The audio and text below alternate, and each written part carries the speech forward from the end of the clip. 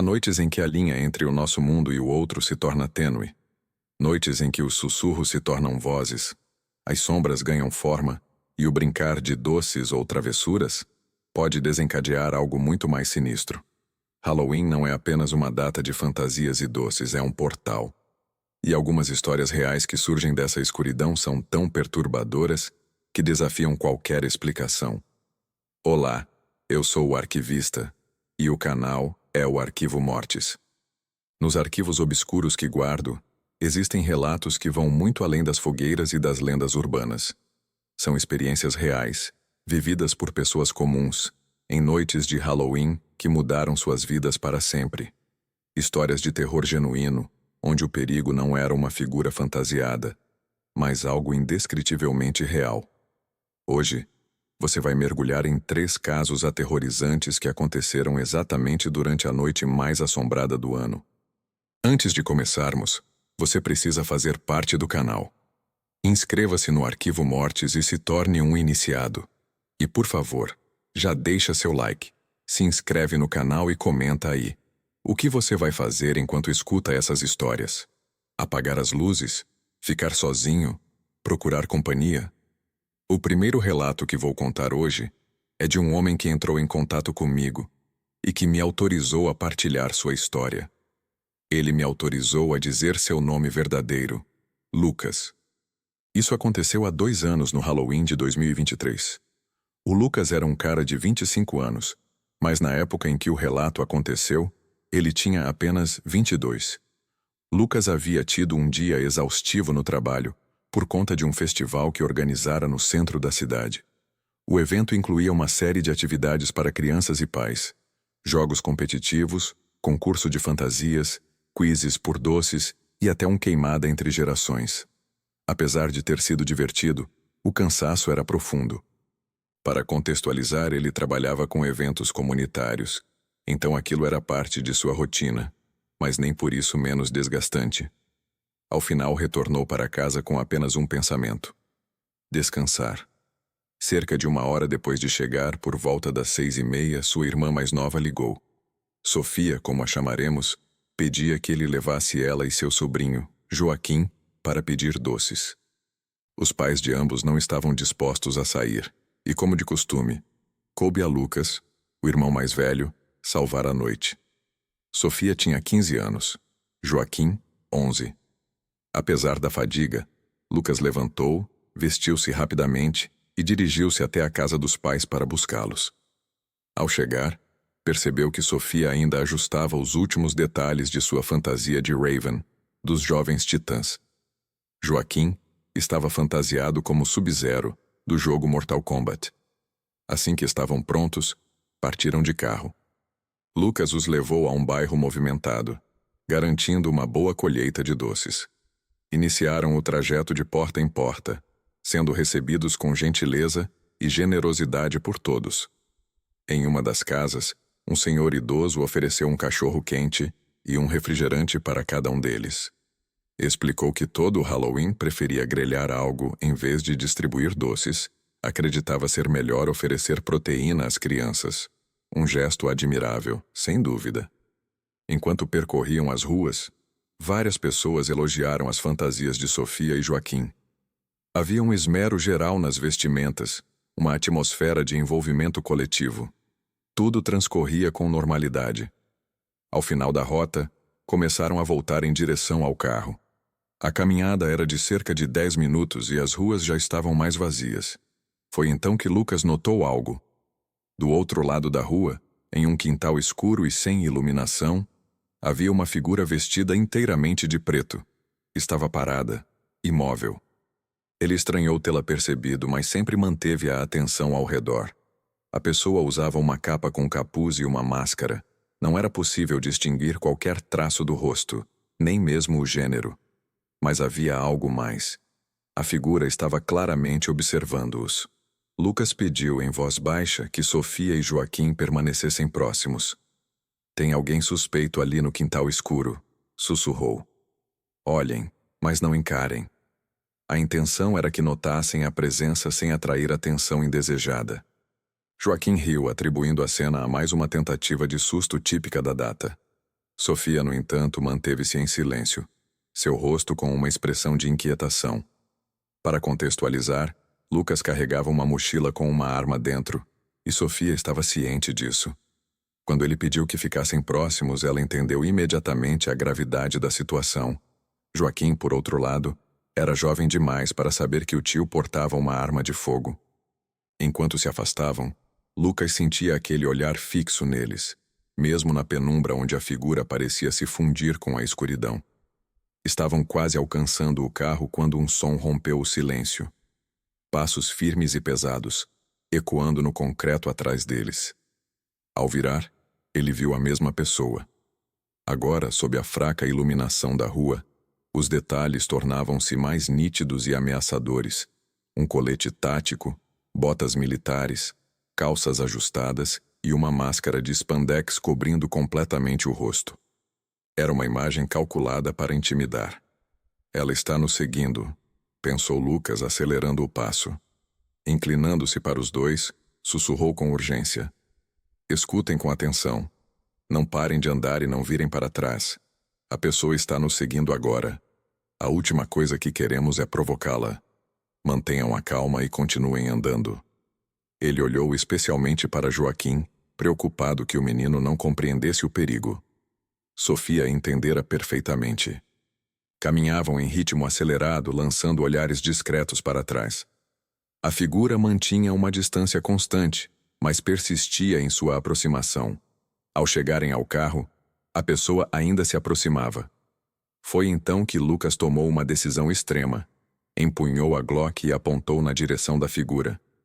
"Por que você está nos seguindo?" questionou, sua voz firme. A pessoa ergueu as mãos lentamente como surpresa pela reação e removeu a máscara. Revelou-se uma mulher na casa dos 30 anos. Seu rosto era inexpressivo, mas seus olhos mantinham uma frieza perturbadora. Ela não respondeu imediatamente, apenas fitou Lucas com intensidade. Ele repetiu a pergunta, mantendo a arma elevada. "Por que você está nos seguindo?" A resposta veio em um tom monótono, quase robótico. "Sou policial à paisana. Houve uma invasão em uma residência próxima e vim averiguar. Quando você me olhou de forma suspeita, assumi que fosse o responsável. Seria inteligente baixar essa arma, ou serei obrigada a detê-lo por ameaçar uma autoridade." Lucas hesitou, mas baixou a arma. O que mais poderia fazer? Não queria arriscar uma confrontação maior ou estragar a noite das crianças. No entanto, a história dela não fazia sentido. Se havia uma invasão, por que ela estaria parada do lado de fora, de costas para a residência? Como um simples olhar tornaria alguém suspeito? E por que ele supostamente invadiria uma casa para depois caminhar tranquilamente com duas crianças? Perguntou então. "Se você é policial à paisana, por que está usando equipamento tático completo? Isso não iria comprometer seu disfarce? E qual a função do capuz?" Ela não respondeu. Apenas manteve seu olhar fixo. Mas agora algo havia mudado em sua expressão. Havia uma centelha de malícia em seus olhos, como se estivesse irritada pela descrença e calculando seu próximo movimento. O Joaquim e a Sofia ficaram quietos, sem se mexer, durante tudo isso. Aí ela deu um sorriso esquisito, daqueles que arrepiam, e disse: "Se você não tivesse essa arma, essa noite teria terminado bem diferente para vocês." Bem na hora que ela terminou de falar, o Lucas notou 4 figuras surgindo de repente entre as casas, vindo na direção deles. Todas com equipamento tático, mas sem capuz. Naquele mesmo instante, Lucas ordenou que Sofia e Joaquim entrassem no carro, sem desviar os olhos da mulher e das figuras ao fundo. Assim que as portas se fecharam, ele entrou, ligou o motor e acelerou para longe dali. Enquanto se afastava pelo retrovisor, ainda era possível ver a mulher parada no mesmo lugar, com um sorriso fixo no rosto. Os outros, 3 homens e uma mulher, permaneciam imóveis, com expressões vazias, quase como se não houvesse alma por trás daqueles olhos. Era difícil descrever, mas havia algo profundamente errado naquela cena. O trajeto de volta foi feito em completo silêncio. As crianças estavam em estado de choque, assim como o próprio Lucas. Ele as deixou em casa, certificou-se de que estivessem em segurança e retornou ao seu apartamento, tentando processar tudo o que havia acontecido. O que mais o perturbava era o motivo de terem sido escolhidos. O bairro estava repleto de pessoas naquela noite. Por que justo eles? Gostaria de dizer que tudo terminou ali, mas não foi o caso. Alguns dias depois, Lucas recebeu uma mensagem de um número desconhecido. Apenas uma foto, sem qualquer texto. A imagem mostrava seu carro estacionado em frente ao seu prédio. Ele contatou a polícia e relatou tudo, desde o Halloween até a mensagem. Um boletim de ocorrência foi registrado, mas disseram que não havia muito o que investigar sem uma ameaça direta e explícita. Movido por uma curiosidade arriscada, Lucas decidiu retornar à casa onde havia visto a mulher pela primeira vez. Bateu à porta e foi recebido por um homem na casa dos 40 anos. Ao perguntar se houve uma invasão na noite de Halloween, o morador pareceu confuso. Disse que havia dormido cedo por causa do trabalho e não notara nada de estranho. A história da suposta policial não fazia o menor sentido para ele. Lucas agradeceu e foi embora. Naquele momento, tinha a confirmação de que havia sido enganado. Mas isso só levantava mais questões. Como aquelas pessoas haviam conseguido seu número de telefone? E como sabiam onde ele morava? A possibilidade de não ter sido um encontro aleatório começou a assombrá-lo. E se ele estivesse sendo observado há mais tempo? E se houvesse um plano para aquela noite frustrado apenas porque ele estava armado? Esses pensamentos o perseguiram por semanas, deixando-o em estado constante de alerta. Ele começou a fazer terapia e instalou uma câmera de segurança em sua porta, apenas para recuperar um pouco de paz. Para a sorte dele, não houve mais mensagens nem incidentes após aquela foto. 2 anos se passaram, e aquela noite ainda habita sua memória. Escrever sobre o acontecido o ajudou a elaborar o trauma, mas a lição que ele gostaria de deixar para todos é simples. Estejam sempre atentos ao seu redor. Você nunca sabe quem pode estar observando. Às vezes o perigo surge sem aviso. E foi apenas por estar preparado que Lucas acredita ter garantido a segurança de todos naquela noite. Mas o terror do Halloween não acaba aí. Nunca paramos para pensar em quantas máscaras escondem verdadeiros monstros ao nosso redor? O próximo relato é de arrepiar. Era uma noite úmida de outono em um resort isolado nas montanhas, onde o Halloween era celebrado com festas temáticas para atrair famílias e turistas em busca de diversão assustadora. Pedro e Renato, 2 amigos de longa data, haviam reservado uma cabana para o fim de semana, animados com as promessas de trilhas noturnas, fogueiras e histórias de fantasmas contadas pelos funcionários. O resort, com suas cabanas rústicas espalhadas por uma vasta área arborizada, tinha um ar de mistério antigo. Rumores locais falavam de desaparecimentos inexplicáveis nas matas próximas, atribuídos a espíritos vingativos ou algo pior, mas ninguém levava a sério. Eles chegaram ao anoitecer vestindo fantasias improvisadas, Pedro como um zumbi com maquiagem borrada, Renato como um vampiro com capa barata. "Isso vai ser insano, brother", disse Renato enquanto estacionavam o carro e sentiam o cheiro de folhas úmidas misturado ao de lenha queimando. Mas Pedro já percebia um desconforto sutil, como se a neblina que subia do lago próximo carregasse sussurros inaudíveis, observando-os desde as sombras das árvores centenárias. A festa principal acontecia no centro do resort, com abóboras iluminadas enfileiradas ao longo das trilhas de cascalho, barracas de doces e um palco onde atores encenavam contos de terror. Eles se juntaram a um grupo para o passeio de carroça pela borda da mata. Uma atração que prometia arrepios com lanternas tremeluzentes e sons gravados de uivos distantes. A carroça balançava sobre raízes expostas, os cavalos relinchando nervosos no ar gelado. O guia, um homem magro com olhos fundos, narrava lendas sobre assombrações que vagavam aquelas terras, almas perdidas de colonos que nunca deixaram o lugar, ou criaturas que se camuflavam entre os hóspedes para caçar nas noites escuras. Pedro tentava rir, mas Renato notou como ele se encolhia a cada estalo na vegetação. "Calma aí, é tudo fake", murmurou Renato. Foi nesse momento que o pavor começou de verdade. No coração da trilha sombria, onde a luz mal penetrava, Pedro avistou uma figura imóvel entre as árvores. Alta, vestida de forma comum, mas com uma presença que congelava o ar ao redor.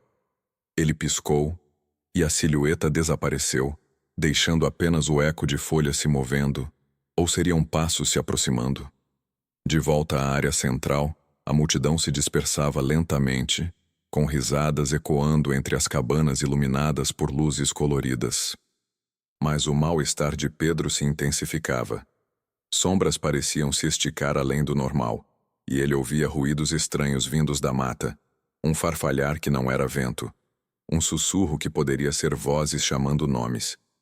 Tentando se distrair, eles pegaram bebidas quentes em uma barraca, mas então Pedro o viu novamente. O homem parado na periferia da fogueira principal, seu casaco escuro fundindo-se à noite, o rosto oculto pelas chamas dançantes. Seus olhos pareciam buracos negros, fixos neles, como se soubesse segredos enterrados. Ninguém interagia com ele, e o ar ao seu redor carregava um cheiro metálico, quase como sangue fresco misturado à terra úmida. Pedro se lembra de sentir o estômago apertar quando percebeu que o homem olhava na direção dele. Tentou ver melhor o rosto, mas era difícil por causa da iluminação. Conseguia distinguir uma barba curta e achava que o boné tinha algum tipo de logo. Cutucou o Renato e contou sobre o cara. O Renato olhou e disse: "Talvez seja um dos funcionários." O Pedro respondeu: "Não é. Ele estava na mata durante o passeio de carroça." O Renato deu de ombros e falou: "Talvez seja um pai." O Pedro queria acreditar nisso, mas o homem não conversava com ninguém, só ficava parado ali. Alguns minutos depois, quando olhou de novo, ele tinha sumido. Por volta das 9 horas, se tivesse que chutar, a maioria das crianças menores já tinha voltado para as cabanas. O evento estava acabando, mas o Pedro e o Renato ainda tinham energia. Decidiram dar uma volta pelo resort antes de entrar. Havia uma trilha atrás das cabanas que levava para a mata. O Renato sugeriu que entrassem um pouco para fazer algo assustador no Halloween antes da noite terminar. O Pedro não queria ir longe demais, mas eles tinham lanternas e ele não queria parecer covarde, então andaram pela trilha de terra juntos, rindo e desafiando um ao outro a continuar. Quanto mais se afastavam, mais denso se tornava o silêncio ao redor. Os sons animados do resort foram gradualmente desaparecendo, até restar apenas o eco de seus próprios passos no caminho de terra. Após percorrerem cerca de 60 metros, pararam diante de uma clareira.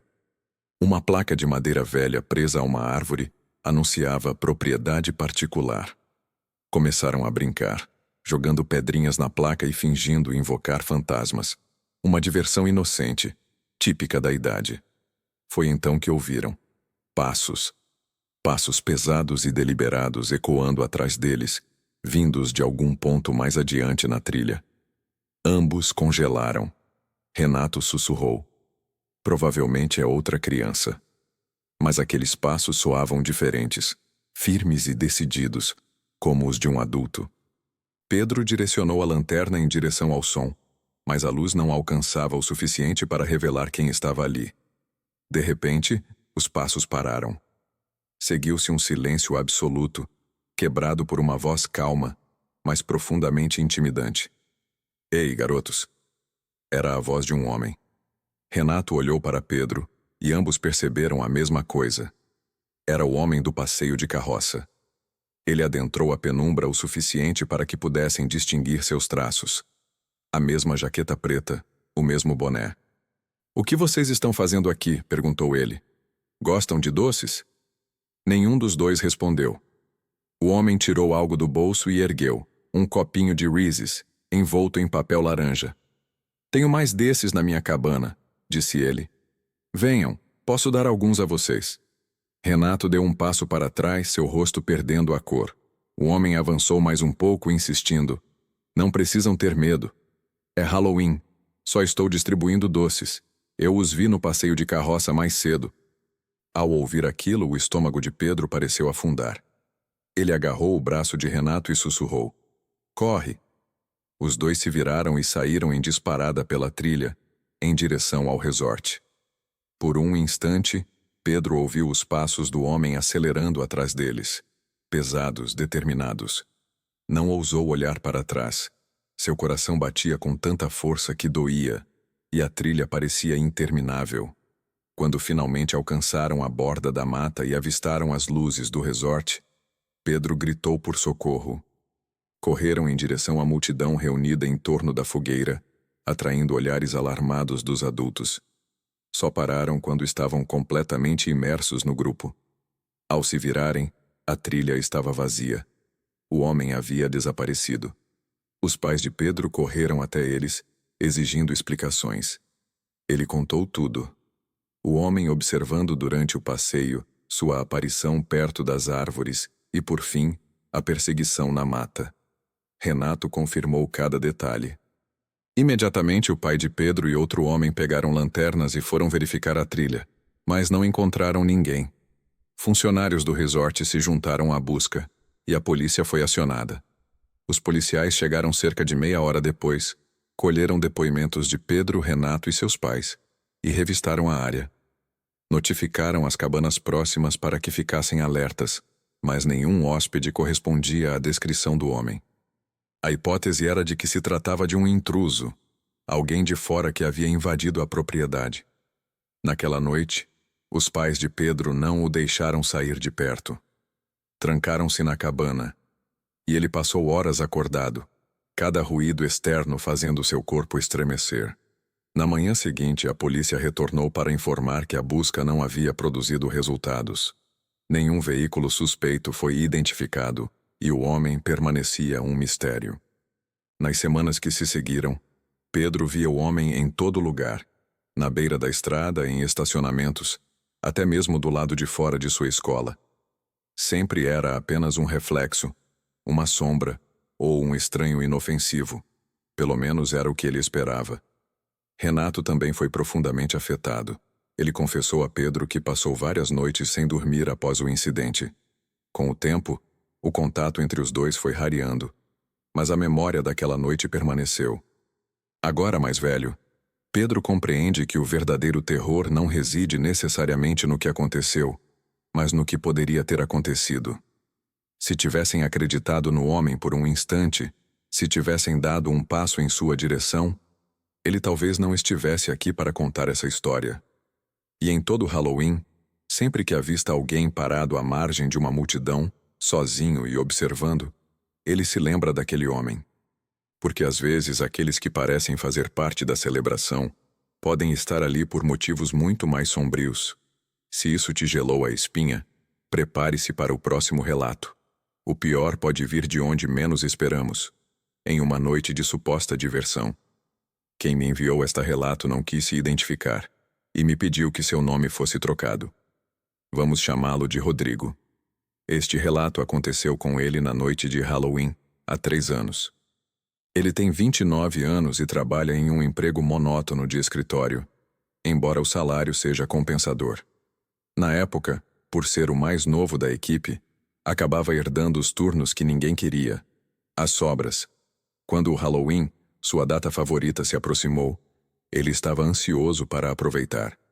Após um período difícil de adaptação no trabalho, tudo o que desejava era uma noite tranquila, vendo crianças se divertirem e assistindo a filmes em casa.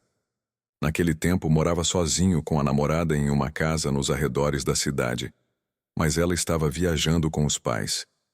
O local não era exatamente isolado, havia vizinhos, mas a rua costumava ficar silenciosa depois que o horário de doces ou travessuras terminava.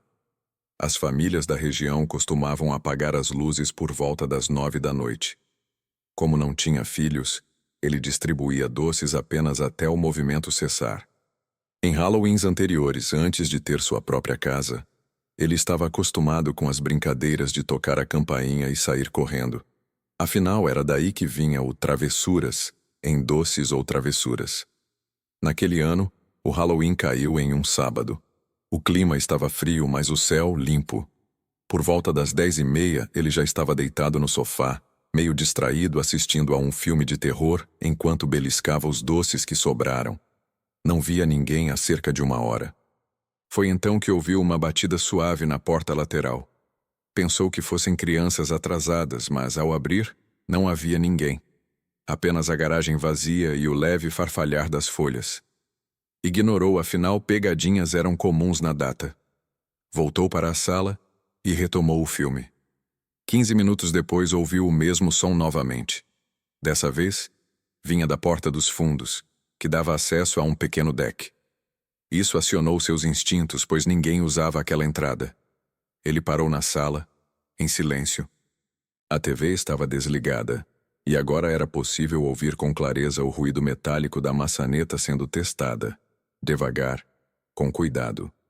Quem quer que estivesse ali, ou verificava com cautela se a porta estava trancada, ou acreditava que estava aberta e tentava agir discretamente. Ele se esgueirou até a cozinha, agachado, e foi quando avistou o homem pela janela. Um sujeito agachado perto da porta, vestindo roupas escuras e uma máscara barata de Halloween, empurrada para cima da cabeça. Na mão segurava um pé de cabra. Ele não tentava se esconder. Seus movimentos eram deliberados e calmos, como se soubesse que Rodrigo estava dentro e não se importasse.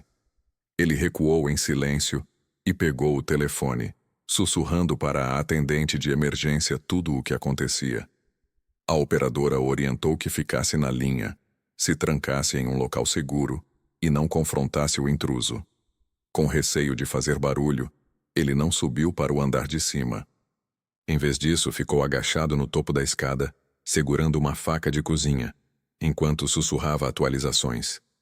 Ao espiar para baixo, viu o homem se afastando da porta dos fundos.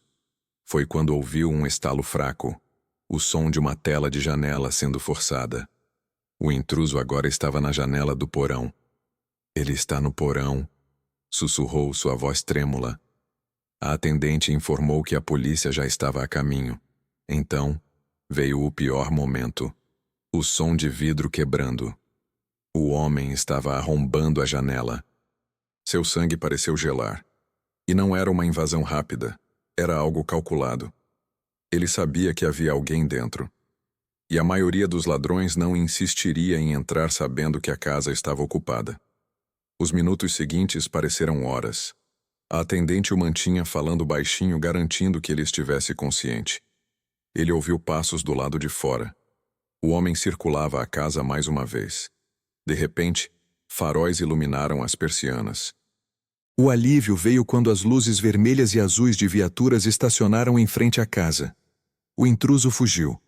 Rodrigo o viu correndo pelo quintal, mas não foi muito longe. Os policiais o imobilizaram logo após a garagem. Ele nem percebeu que tremia até ver um dos oficiais trazendo o homem de volta algemado. Foi quando notou o que ele carregava: o pé de cabra, rolos de fita adesiva e braçadeiras de nylon dentro de uma bolsa.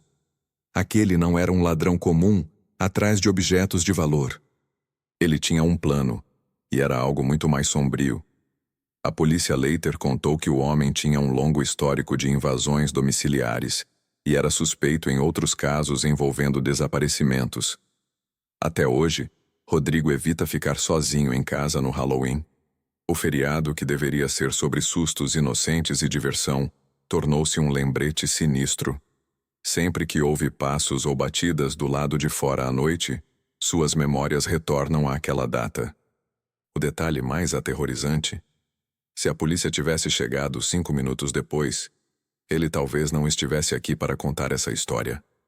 Em um acompanhamento semanas depois, os oficiais revelaram o que encontraram na mochila do invasor: uma pistola calibre 45, várias facas e cordas. Estas histórias não são lendas urbanas. São momentos assustadores e terríveis que 3 pessoas sobreviveram. Se em algum momento você pausou e sentiu um frio na espinha, se questionou o que mais pode estar escondido nas sombras ao seu redor, então minha missão foi cumprida. Agora, o próximo passo é seu.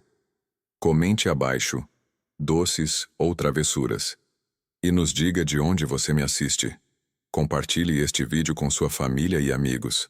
Nas noites de Halloween, nem todos os perigos usam máscaras. E um alerta pode ser a única proteção real. Não deixe de assistir aos outros vídeos que aparecem na tela. Separei 2 vídeos de arrepiar especialmente para você. E se você tem uma história real para contar, algo que viu, viveu ou testemunhou, envie seu relato e torne-se um agente do arquivo. O e-mail para contato está na descrição. Cada experiência verídica nos ajuda a mapear o inexplicável e alertar aqueles que ainda podem ser salvos. Aos que caminharam comigo, o arquivista até o fim, meu sincero agradecimento. Nos vemos no próximo vídeo.